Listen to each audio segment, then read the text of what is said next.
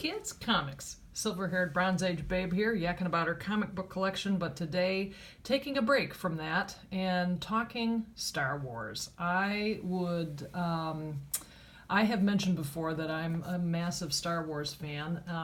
This is just a wee hint of my Star Wars memorabilia collection. I have basically all of the films, whatever format they came out in, I got them. Whether they were the first VHS tapes, whether they were subsequent reissues on DVD, if they're out there, I have them. I also have a lovely collection of the soundtrack. This originally came out, I don't know, right after the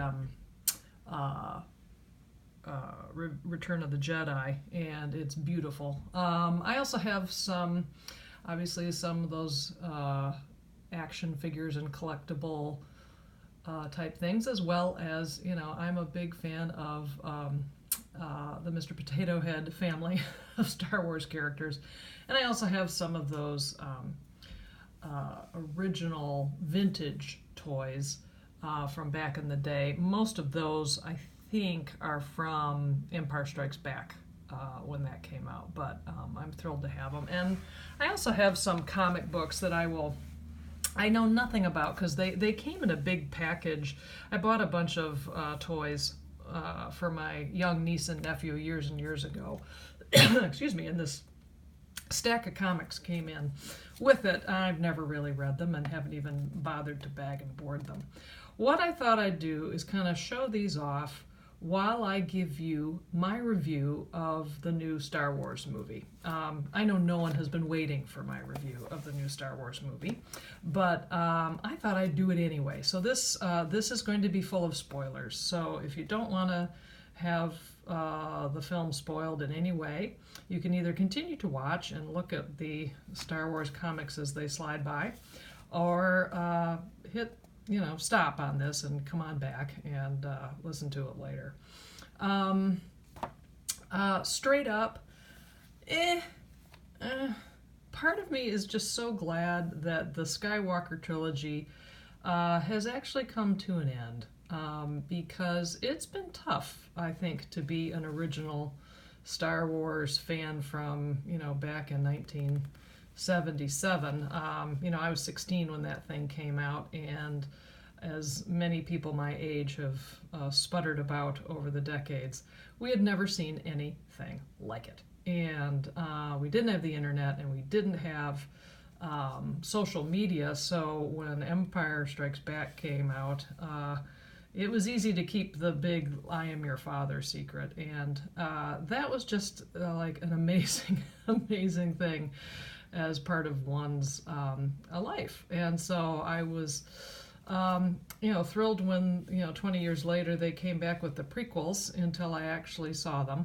Although I will say that the last one in that episode, the one where Anakin turns bad, there are a couple scenes in there that matter relative to this last film, particularly Palpatine explaining to Anakin that there was a Sith member who could basically make himself alive again, and it was unnatural, blah, blah, blah. So that feeds into the big reveal of this movie, which is Palpatine is not dead, he's alive, and has been reconstituted, and is wreaking havoc, and has been pulling the strings all along. And Rey is actually his granddaughter. So there's that. I gotta say that the the Wi-Fi hotspot and I went yesterday, and in order to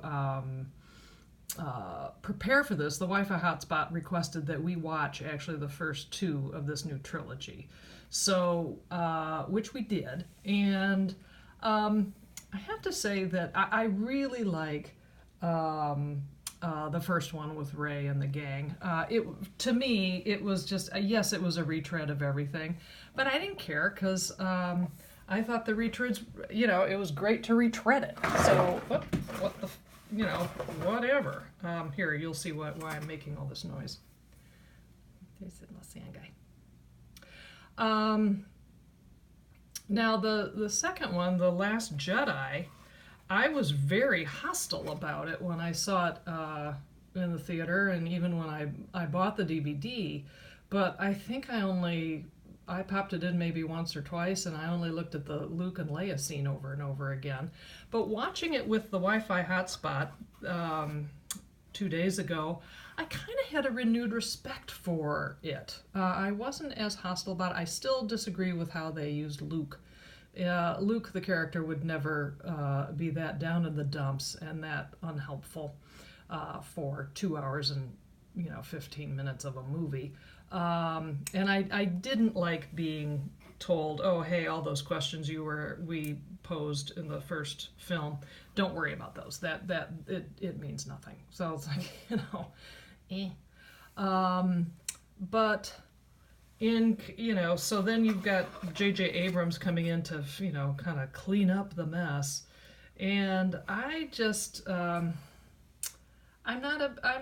just glad it's over, I guess. To have Palpatine back in, just for this fan, just seemed sad and actually really creatively kind of pathetic.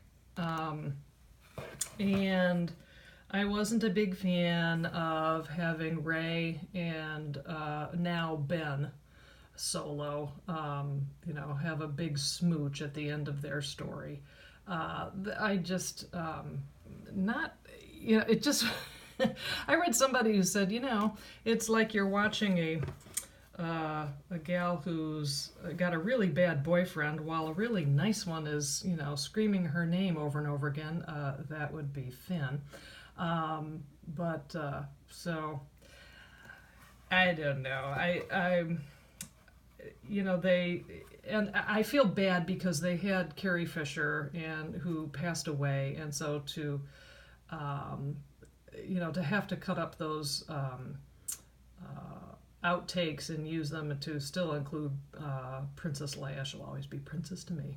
I thought they did as good a job as they could, but on the whole, not super impressed with it, and I'm glad this whole thing is kind of over. And if Disney is going to do what Disney does with their intellectual property, it's like, fine, take the Skywalkers out of the mix and start fresh, and I'll tune in.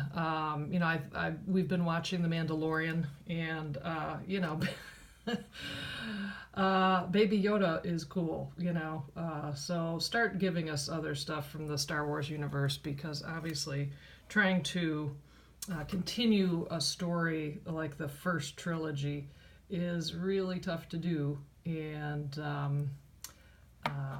as evidenced by what we've seen. So anyway, those are my thoughts on Star Wars. I'd love to hear what other people think. So leave your comments. Let's chat away on it. And thank you so much for watching.